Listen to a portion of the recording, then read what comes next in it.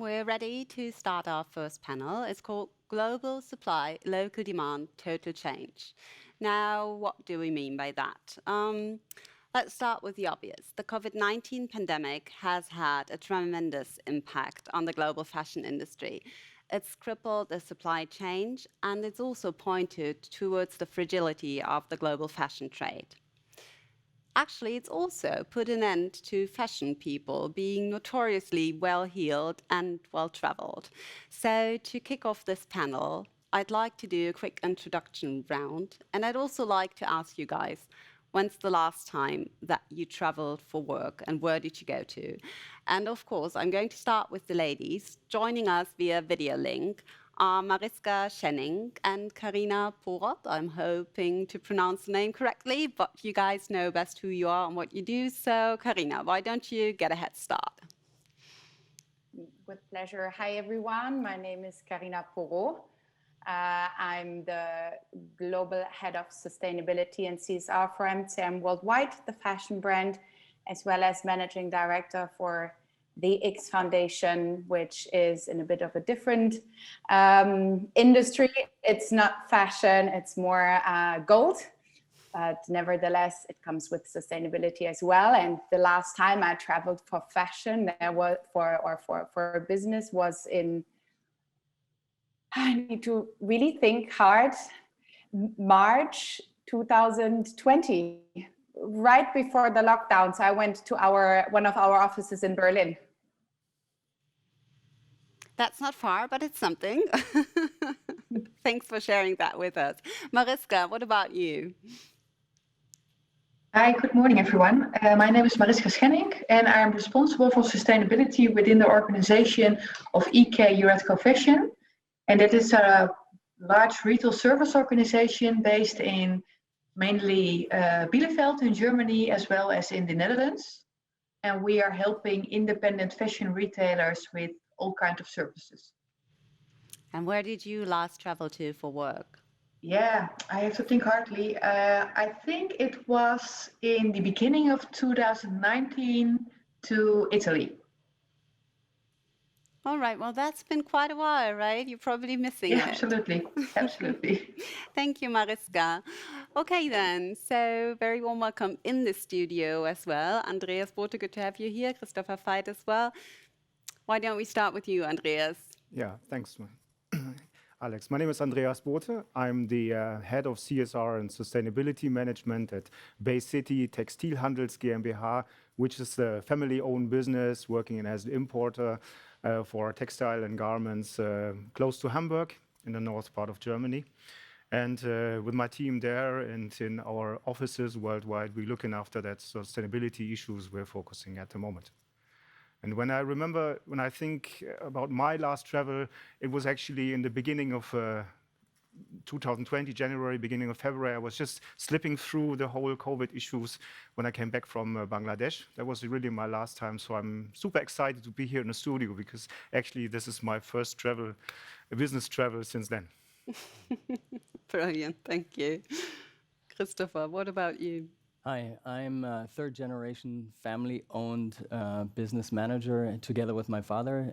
We are at the very end of the supply chain, so to speak, even after Bangladesh, because we supply all of the producers globally with ironing equipment, fusing equipment, pressing equipment, so machinery. And therefore, we have a very unique kind of behind-the-scenes look into the manufacturers. We also see the dirty side that sometimes they don't want to show to the buyer. And I got into this, and that's important to know maybe, out of a social entrepreneurship drive.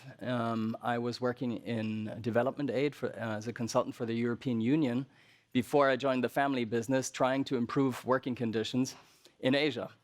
And I realized after a few years of getting nowhere with the bureaucracy in Brussels that our industry, the garment industry, has a major leverage point to change people's lives. That's why I'm here. And happy to be with you today. Yeah, it's so good to have you too. And my last trip, my last actual physical international trip was to Pakistan, also for a fashion-related convention. When was that? That was 19 November.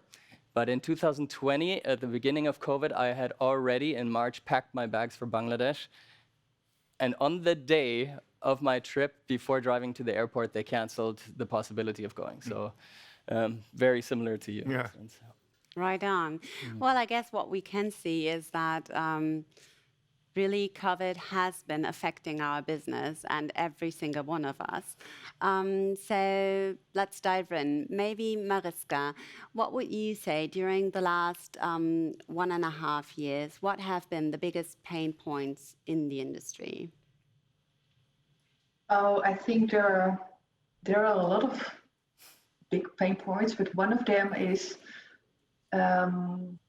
we are working for the independent multi-brand fashion retailer, and we saw that there are no flexible and agile enough to anticipate on changing market situations. For example, they're buying their goods probably 6 or 7 months in advance. And if there are new market situations, and COVID-19 is a big change of situation, then they are not agile to anticipate. So I think this is one of the big pain points, and also for the factories during the lockdowns, they are sent home and they have no income. So the inequality in the world, I think it's also a big pain point. Mm-hmm. Right on. Carina, from your point of view, what was your impression? What were the biggest challenges over the last 1.5 years that you saw through your work at MCM, especially? Well, I mean, surely one of a very big pain point or problem that was became obvious during the pandemic was also the dependence on globalization and producing countries. You know, the world stood still, and so did production. And in matter of fact, there is also questions coming up like, should we produce maybe more local or be less dependent on global supply chains in a situation like this? Obviously. So yeah, that's what I would add from my side. It's definitely a big pain point. All right, Andreas, what did you see over the last 1.5 years? What worked worst? Yeah, during this COVID pandemic situation, we have the same focus on our main production country, Bangladesh, as before, I can say, because we have customers who are stable in terms of placing orders, luckily, through this pandemic situation. So from our point of view, we could deliver orders to the factories we're working very closely with. So we were very happy that we can contribute in a way that the production was running.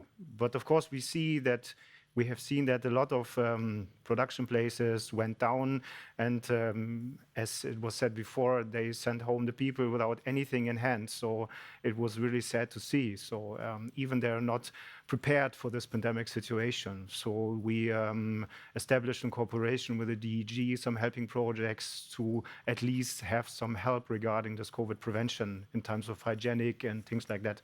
So this is what we contribute in a way. And we have an office there, and we also felt responsible for these people there, and we tried our best to do this. But of course, it hits the country very hard, and all the promises given before for some brands and buyers were not fulfilled. So this is what we see. So it's an unequal world, as said before. Yeah, absolutely. We'll look into the solutions that were possible to make happen in a while. Let's for now just gather really like the pain points and challenges that we're looking at, and then go into what can we actually do to make that happen, to change that. Yeah, from my end, I can only second what has already been said. Yeah. And I feel like, and this has been talked about a lot, that actually the challenges that we have been facing as societies, as a global supply chain, and as industries were just further highlighted by the pandemic. We had them all before. We had this bread-to-mouth situation in Bangladesh before, and in all of these other countries. For example, in Pakistan, Afghan refugees working day labor in the factories. We've had the lack of digitalization and fast supply chains before. We had a distance between the corporate headquarters and brand side and the actual production before. And through the pandemic, all of these issues were just crunched to be more severe. And of course, it hit those at the end of the stick the hardest, and that's terrible. Yeah, you're pointing to the fact that the pandemic has been a kind of accelerator A catalyst. for all the Yes. problems Yes. that we were already facing. So if you look back at the last 1.5 years, what changes have you seen that have been taken already? Like, what improvements? Have we seen any? And if so, what are these? The industry has become, we've realized together that we bear responsibility, maybe, but that doesn't mean that we're necessarily all taking it. Mm-hmm. In certain instances where relationships are good or you see the morality shining through, people have really stood up to the game. They've become beacons of hope and of values, of ethics. And in other cases, you've seen them just drop the ball. We see public pressure, we see legislation increasing that is relevant and necessary to level the playing field to some extent. And we see that all of us can also function digitally. We've all increased tremendously the amount of digital technology from design all the way to the product lifecycle to speed things up, which was necessary before, and we've learned it by forced to learn it. It's always good, I think, to have concrete examples of that. Are there any companies that you think of, or is there something that you can describe from your own experience at Veit? Well, it would be unfair to name somebody in specific, maybe, but we've been, I think, things like SLCP, multi-stakeholder initiatives that share the burden of audits, for example, and using local teams for audits instead of international travel, and the same for the sampling process, and the same for, so yeah, these initiatives really have helped all of us. Yeah, in this time to reduce, to work without travel, actually, to work digital and online. And yeah, no, I don't want to name any suppliers, I'm sorry, or brands. No. That's fine. Yeah. Back to the ladies. Mariska, what would you say over the last 1.5 years? Have you seen any improvements already? And if so, which were these? Yeah, I think yes and no. Yeah, there are a lot of new initiatives and also a lot of innovation. For example, here in Holland, we also started and popping up with local producing, and if we see the possibility that we can produce also in the Netherlands on short lead times and with low quantities. And we are also seeing brands that are starting with digital sampling. It's also technological innovation. And on the other hand, we are in the middle of the crisis. Maybe not in Europe, but as well as in China or in India, there are still regional lockdowns. Yeah. So I think also the factories are now on a modus of survival. Yeah. So the situation is still pretty severe, right? No matter what kind of action has been taken, it might look like a kind of normality here within Europe, but it's not like that in the textile producing countries at all. That's That's right. Carina, at MCM, can you describe a bit of the upside of the last 1.5 years, if there was any? Well, I mean, one thing maybe upfront, I mean, with MCM, we are extremely committed, of course, to the topic in general. But then at the same time, we are also still at the beginning of our journey. I mean, we started this journey end of 2019, but I must also say that for sure, the situation and increasing customer demand and also awareness for the topic itself, and especially pushed due to the pandemic as well, helped us also to push ourselves and leverage the topic and do more commitments than we may, I wouldn't say we wouldn't have done, but I think the situation helped us to commit to more in a shorter time and also to achieve more in a shorter time. And this is something I've been seeing in the industry as well, in general speaking. I mean, it's sustainability, for example, it's a question of change, and change takes time. I mean, we can't say, well, there has been a huge significant change due to the pandemic and what we learned within 1 year now. And as Mariska said, we are still in the middle of the crisis in a lot of countries. And if I, for example, say, well, I saw that the demand for sustainable cotton increased massively during the pandemic, my customer only wants this now, so let's change that quickly. That doesn't happen. That doesn't happen overnight. That doesn't happen within a couple of months. There's a huge red tail of processes, of suppliers, of everything that needs to be defined. But I think the most important thing that we experience is that the commitment is there even more than before. Mm-hmm. Yeah, and that's a good start. It's something to draw from, I think.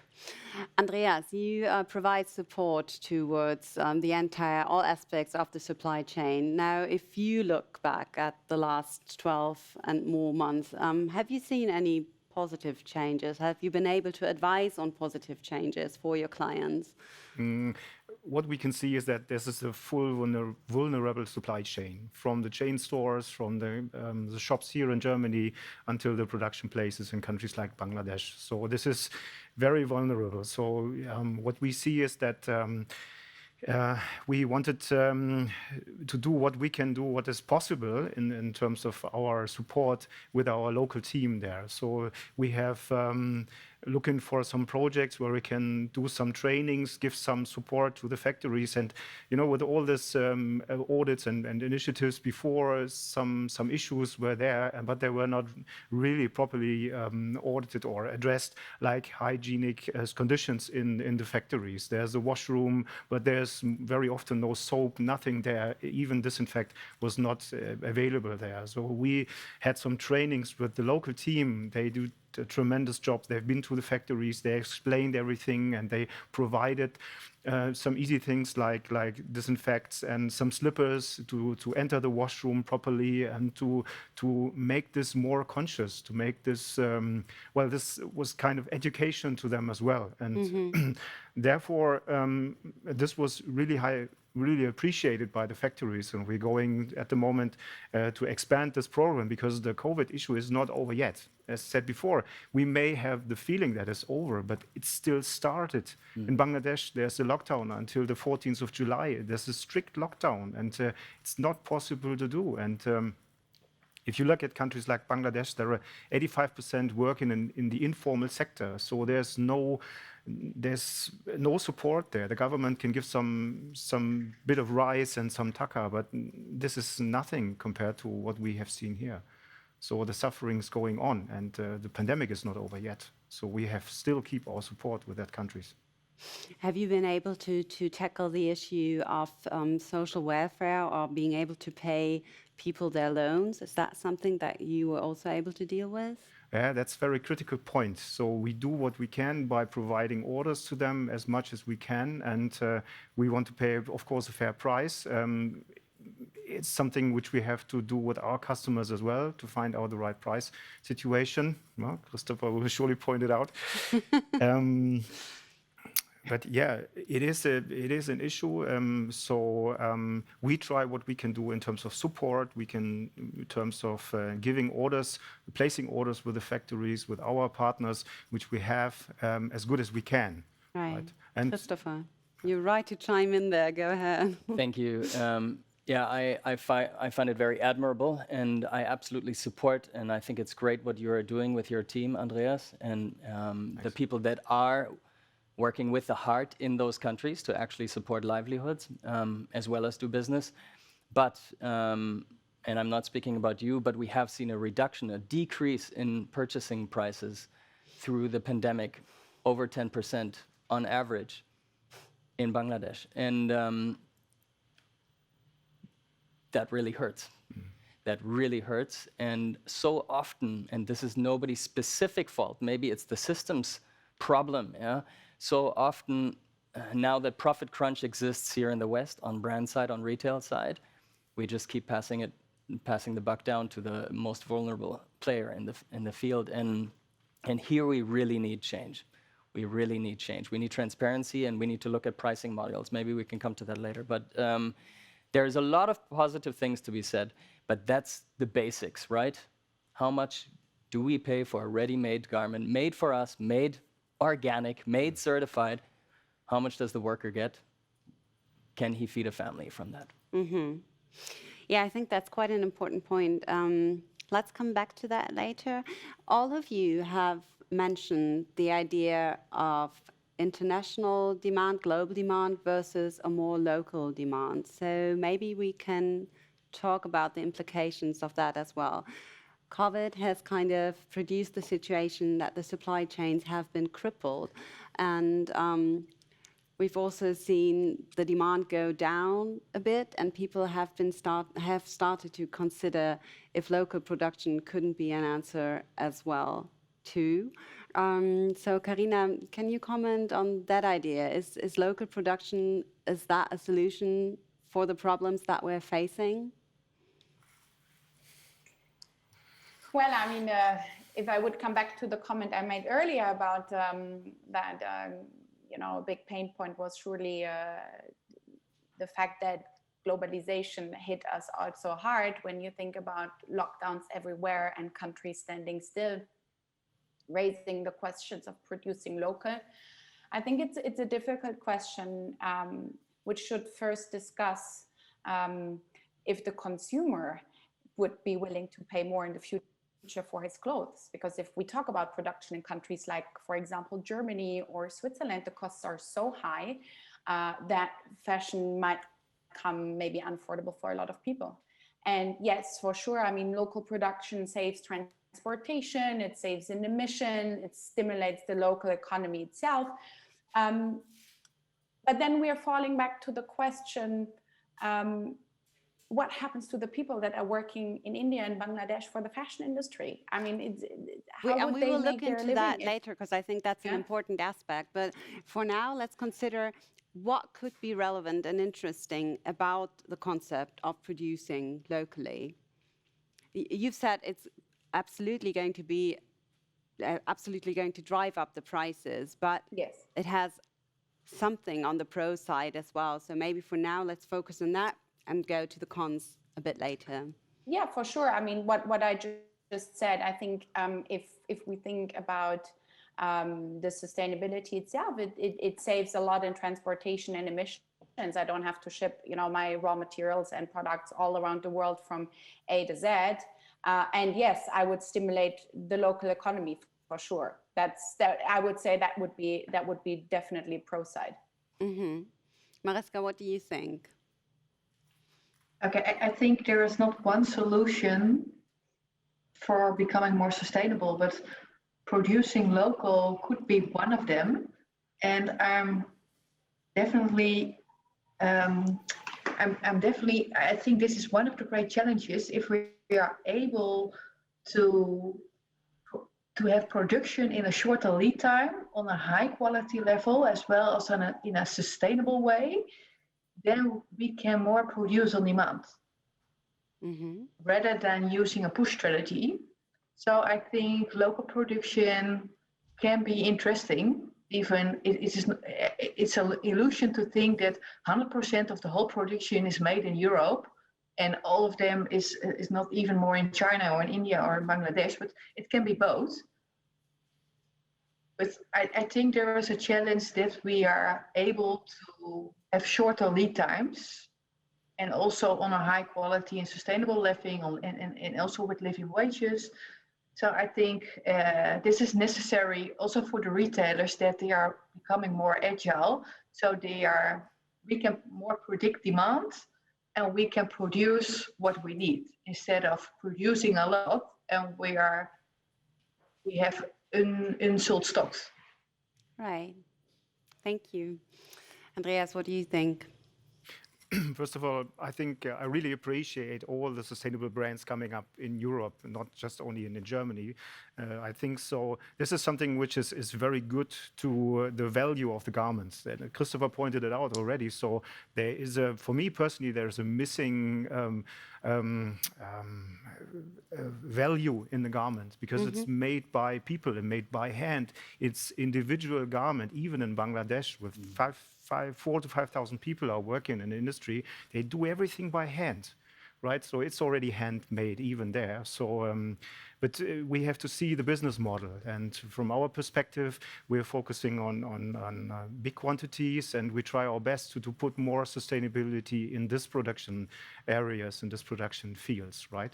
So I see there's a growing market, growing demand, and I hope it will give more value to the garment. We'll be more conscious about what we're wearing. It's the trend. We're having something, wearing it only a couple of hours, maybe just for a photo to put it on social media, and then we forget the garment. There has been work into that one, and there's appreciation which I'm missing.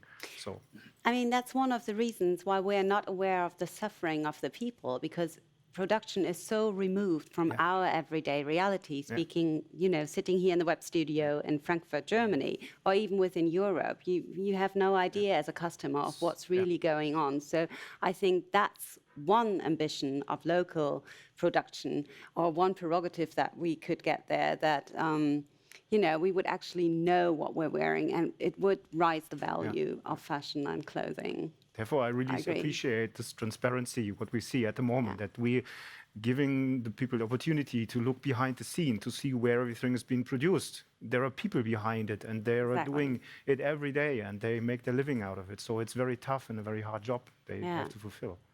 Christopher, your take, the pros. The pros of local. There's obviously no simple and clear answer, unfortunately. It's very complex. Pros of local are obvious: fast delivery times, possibility of customization, direct with storytelling with the final customer, speed factories, and so on, etc. I also feel like we need technology-driven design right now, and we should enter a period of dialogue. Yes. What, in terms of automation, now is possible? Because we're not even touching upon that, because we create the same kind of Schnitt cuts styles as before. But now we have all this technology that gives us the freedom to do new things and new products with a lot less working steps. So I think there is huge creative potential in that direction, in dialogue. But at the same time, I don't want to take away from the people on the other side of the planet that are precious and valuable and doing great work. And I know we'll get to that. But I think we don't have to be afraid. The mass will never be produced here. It's not... price-wise, simply impossible with current technology, and I'm into tech, and it's going to take a while, because 10 fingers and 2 eyes and a little bit of a brain is amazing. And with all the robot suppliers I've worked with over the years and talked with, nobody can copy that exactly. And a garment is something very, very difficult to make, actually. That's why we make it in these high labor-intensive, human labor-intensive countries. Yeah? So I say there's a place for both. Short local production is beautiful, I support it, and they will complement one another. If we do it right, they will flow seamlessly together and not threaten one another. Yeah, that's kind of the next question that I was going to ask all of you. Like, maybe we cannot so much go into the, well, no, let's first talk about what's not so great about going local all the way, about dropping the global production. And Carina, you were already ready to answer on that one. Go right ahead. Yeah, well, I mean, it's for me, it's always super important to look at an approach like this, or in general at sustainability in the most holistic way. And this is exactly what I wanted to say. If we would think about shifting production more locally and forgetting about the people working in countries like India and Bangladesh for the industry, how would they make their living if we move productions to a more local approach? I mean, I think the balance here is super important, because we would take their basis for living. actually, if we would shift production. So this is, I think, one of the biggest downturns, socially speaking, if you would stop producing in countries like where we are currently producing. Right, Mariska, I suppose you agree on that, right? We can't just take the jobs there. Yeah. That's really the biggest issue. Yeah, so if we told it can be both. So producing locally and producing the mass in the Far East. And I think the challenge for the current producing situations is that we have to go to true pricing. And we have to make consumers aware that it's not about quantity, that they are not proud of shopping every week a new outfit, but they are gonna be proud if they're having shopped an outfit and they are wearing them for several years. And that it could be made in China or in India or in Bangladesh, but the factory workers have to pay well. And we as companies in Europe, but all over the world, we have to do everything to improve the working situations over there. Yes. And I think if we are becoming more transparent and also going to true pricing, I think this is necessary. Yeah, it sounds as though a kind of hybrid production is what we really should be pushing for and looking into. Christopher. Yeah, I can just add that actually, even if we bring, let's say, 10% of all global production close to Europe, and we wouldn't even have the capacity to do more, I think, given the employment market that we have, it would be extremely difficult. Even if we did, we would not take a single job probably, because China is still the #1 producer in the world.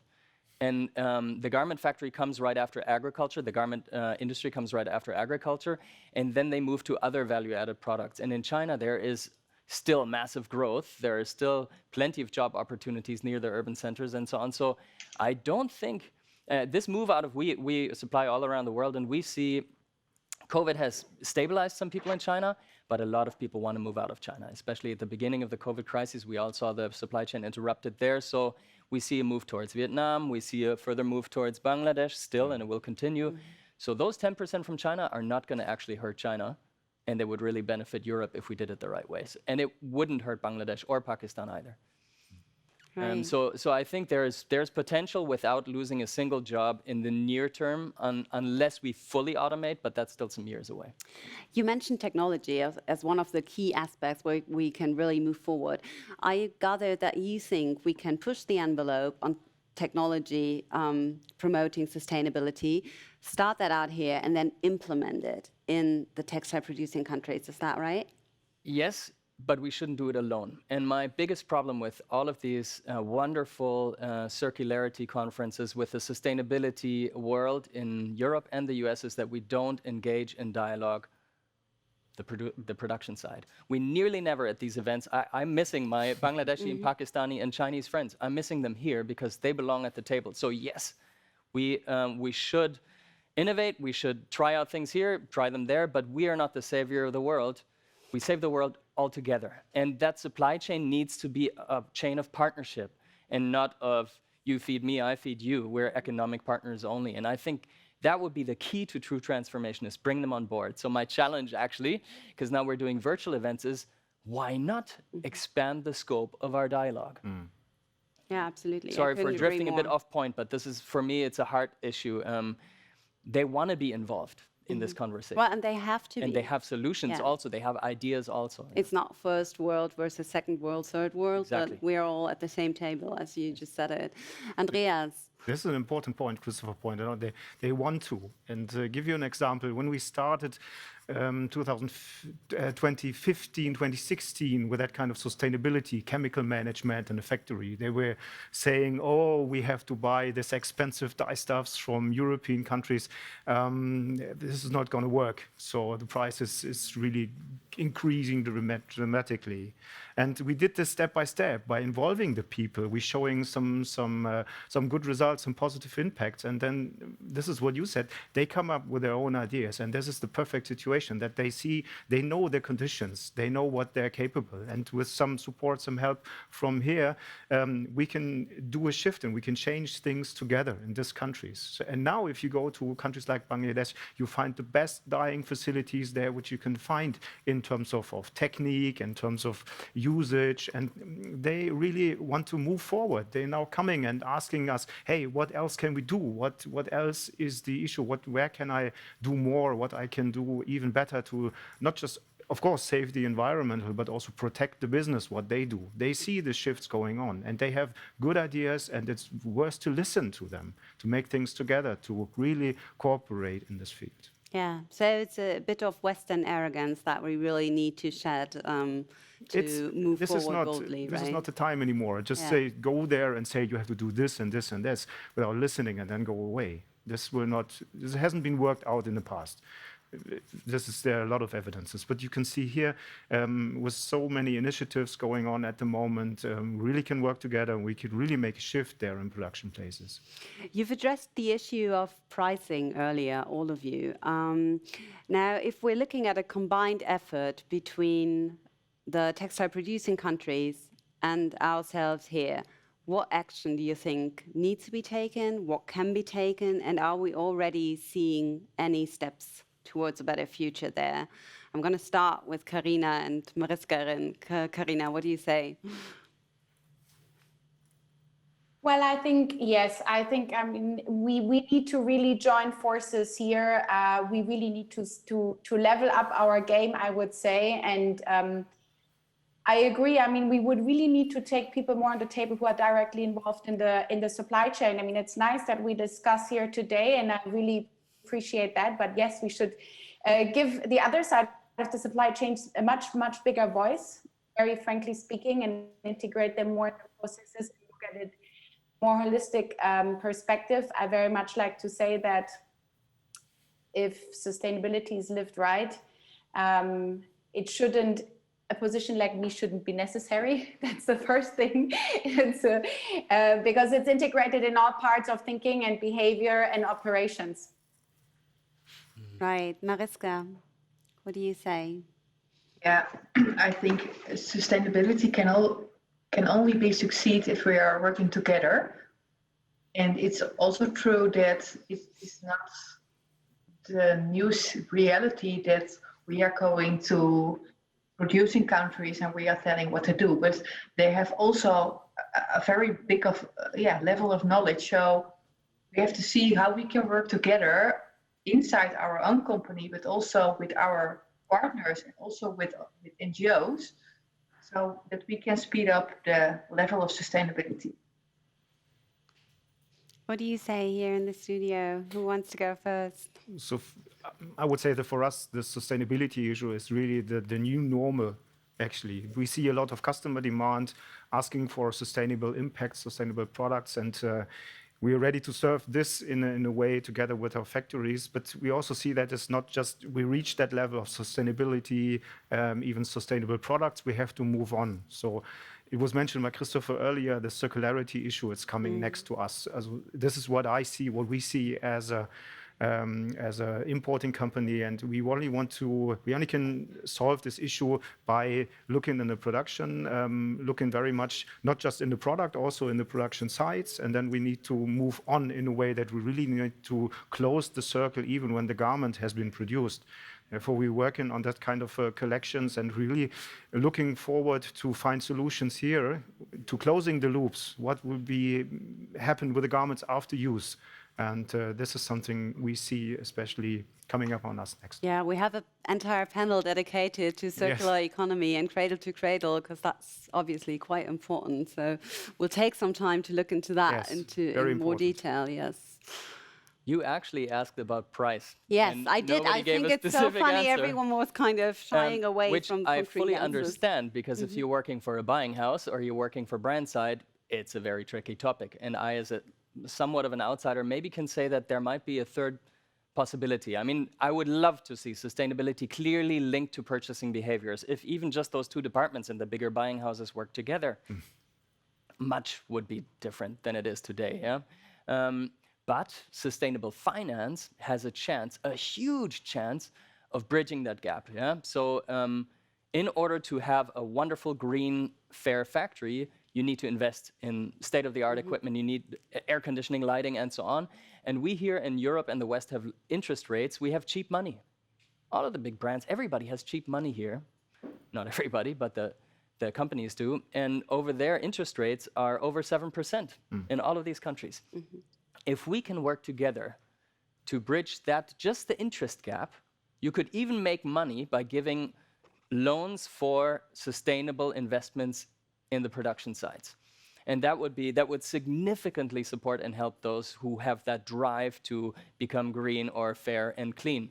And nobody would have to pay anything except the difference in interest rate. Yeah. Thank you. That was really helpful. One concrete answer. Let's shift towards the consumer's perspective for a moment. During the pandemic, we've seen a shift in consumer behavior. For a moment, there was a drop in demand, obviously. People didn't have anywhere to go to. They'd be stuck in the home office. And they'd not really do much shopping. They were also more concerned with the issue of responsibility than they possibly were before. But right now, we're looking at a situation where sales are picking up again, which in a way is good, but then there's also downsides to it, and that's that the consciousness of the need for more sustainability in the fashion industry is probably on the wane already. So my question to all four of you is, what do we really need to do to keep the customer engaged in that ongoing dialogue on pushing the envelope on sustainability? And as we've done this throughout the entire panel, I'm going to start with the ladies. Mariska, let's have you go first. Okay, thank you.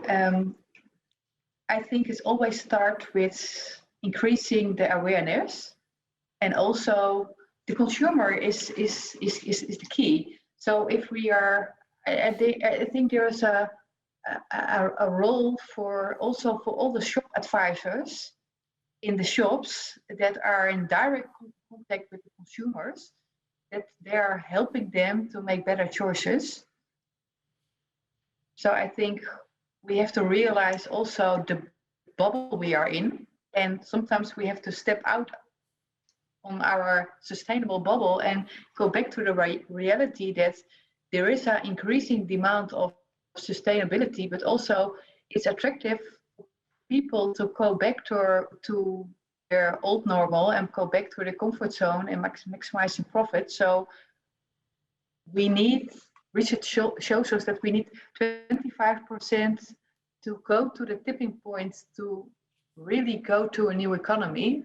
So we have to focus on increasing awareness at consumer level, but also inside the companies and also in collaboration with our partners. So it's also always start with awareness and increasing knowledge. Right. Carina, what do you say? Well, I agree with Mariska. I think what I think is also important is to take the customer with us on a journey as a brand, you know, on our sustainability journey. I mean, I'm experiencing it right now too. We're making fantastic steps, but we also have fallbacks. And as long as we talk to the consumer and are honest and transparent, I think he's also getting more and more interested in the actual thing and what we do as a brand. And on the other hand, I think we will have a new type of consumer of the future that grew up with a complete different mindset and knowledge about consumerism, about the value and the necessity of really knowing where is the product from, what is the footprint of the product.